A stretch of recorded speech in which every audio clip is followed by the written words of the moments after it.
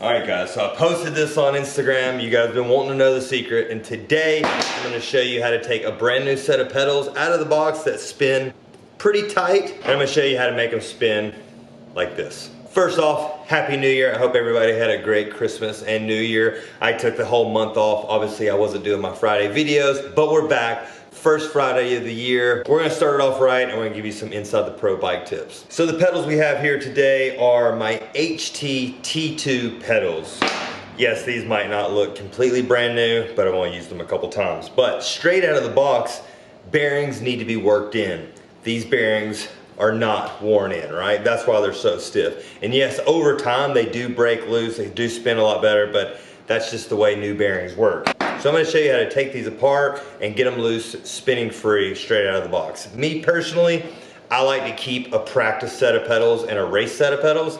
My practice set, I don't care if they spin like this. I let them go like this. But a brand new race set, I like to keep these for specific race purposes. That way, they're always dialed and ready to go. So, let's dive in. All right, the tools for the job you're gonna need: a 6mm Allen key, a 10mm socket, which should come provided with your HT pedals. There's a 6mm bolt right here. We're gonna take that bolt off. Then the 10mm socket goes right inside, breaking loose the spindle. You're also gonna need a cleaner. I like to use carb cleaner. And for the secret sauce, I like to use this Atomic High Performance Lube. You can even really use a W40 if you really want to. I just like to use this stuff because frankly, it's just pretty badass. I've had this little bottle for probably 10 to 12 years, and I only use a couple drops at a time on more important projects because this is all I have. So hopefully after this video, I'll get some more. All right, let's strip these pedals apart.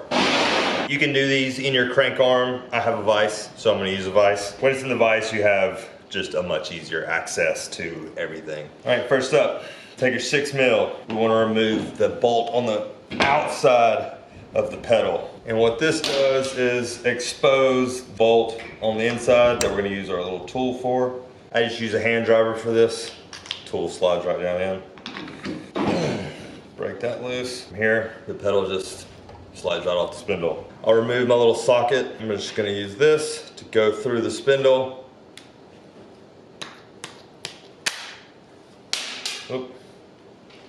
Removing the outer bearing of the pedal body. There's only the one bearing.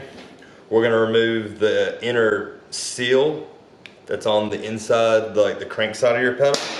This side is just a bushing. There's no bearing on the crank side of the pedal. So we got a bushing on one side and the one small bearing on the other side.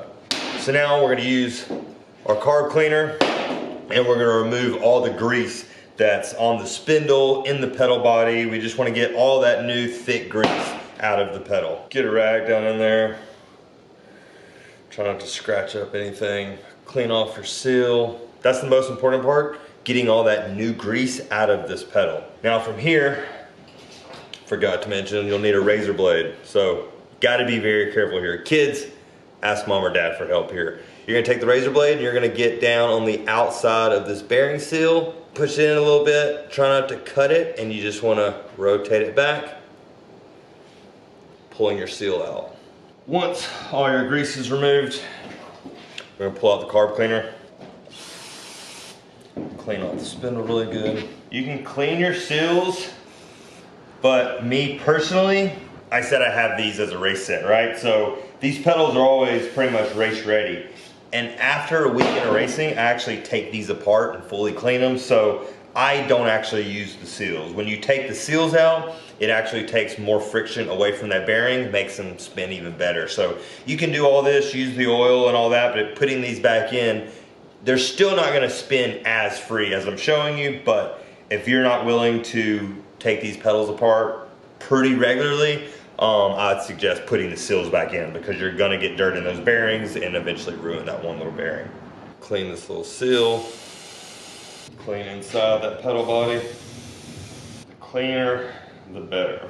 You don't want to leave some grease in there and have that grease mixing in with this oil and not letting the oil do its job. Lastly, our little bearing. Take the carb cleaner, spray that out really good. I know everybody doesn't have an air compressor. I like to spray them really good. Use my air compressor. It really blows that grease through and out of the other side.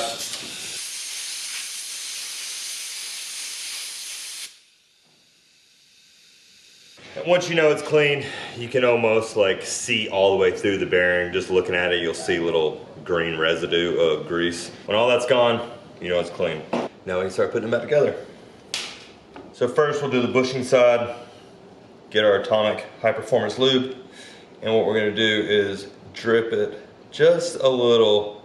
We never want dry material on dry material, right? The spindle is gonna sit directly on this bushing, so we're gonna lube up this bushing a little bit too. Once that's lubed up, we're gonna make sure our little seal is nice and clean. We can press that back down in there.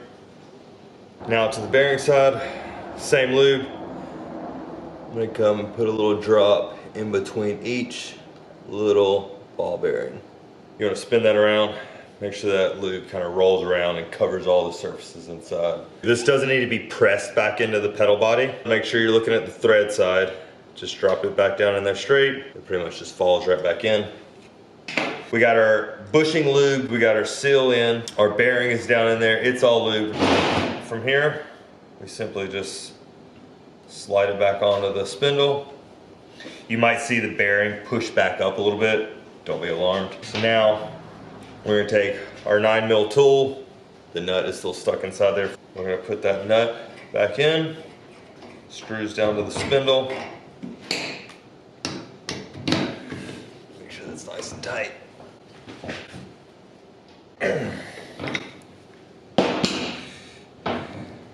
When you screw that nut down onto the spindle, it pulls everything to sit exactly where it needs to sit. Then we take our 6mm outer bolt. Make sure it's nice and tight. There we have it. We now have a race set of pedals spinning good. Surely I made that simple enough for you. Get out there, give it a try. I just walked you through step by step. It's really hard to mess these pedals up. If you do mess anything up, maybe you've missed a bolt or you forgot to put something back, but it's pretty straightforward. Don't be scared to kind of pull these apart because you can't really mess them up. I never actually try to mess with these bolts around the springs.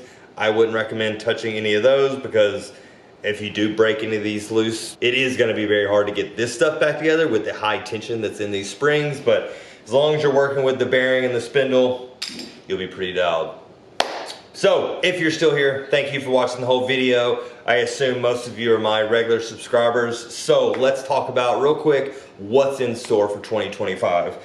Last year, I felt this channel was pretty much 80–90% of race vlog stuff, which is cool, which is something I love to do. But the reason this channel grew so much in the beginning, bringing so many of you guys to this channel, I believe was because of my backyard stuff, my how-to stuff, my educational stuff on this channel. So I really want to get back to doing more educational stuff for you guys to learn. Yes, the race vlogs are cool. You guys get to see what's behind the scenes, and I love sharing that. I'm still going to share that. But the way the BMX racing schedule is this year, it's pretty spread out throughout the country, so there is going to be a couple races that I'm going to miss. So we're going to have a lot more time in between races, which I need more than you guys actually realize.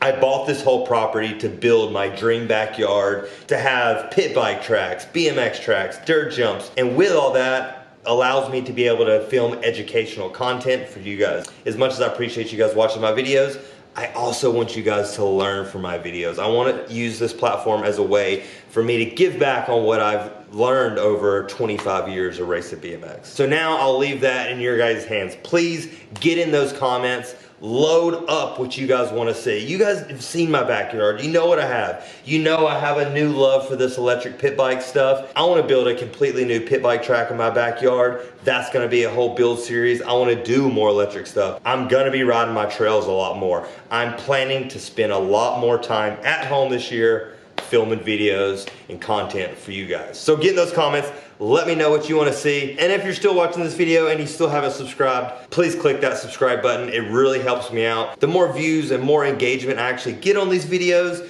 make this a lot easier on me to do this as a full-time job. So if I'm not getting the views and the engagement, it's a lot harder for me to dedicate a full day of filming and a full day of editing aside from everything else I do. So Subscribe if you're not already. I really appreciate it. Jump in those comments. Let me know what you want to see, because what you guys want to see helps motivate me to what I'm going to film. So until next time, Happy New Year.